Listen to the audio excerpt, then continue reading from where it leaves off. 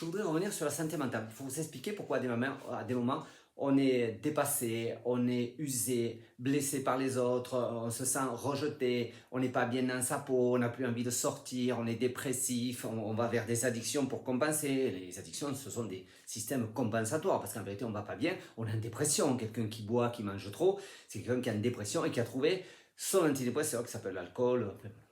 Je vous laisse imaginer le reste.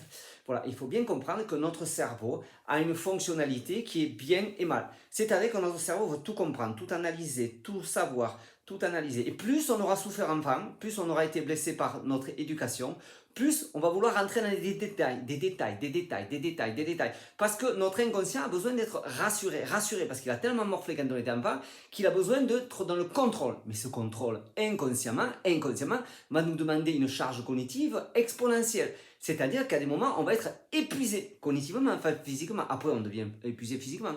Parce que sans s'en rendre compte, parce que pour nous, c'est logique, c'est lambda.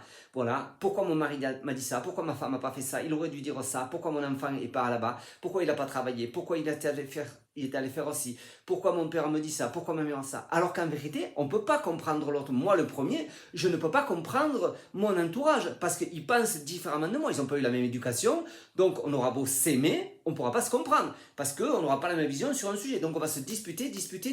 Non, non. Ils font leur vie, je fais ma vie, et à partir de là, tout va bien. Mais c'est ça qu'il faut apprendre. C'est ce qu'on vient vous apprendre en thérapie. Et si on n'y arrive pas, on est obligé de passer par la cage médicaments. Médicaments pour vous ralentir. Ralentir, vous obliger à lâcher prise. Voilà, c'est à travers des molécules, on va vous obliger à lâcher.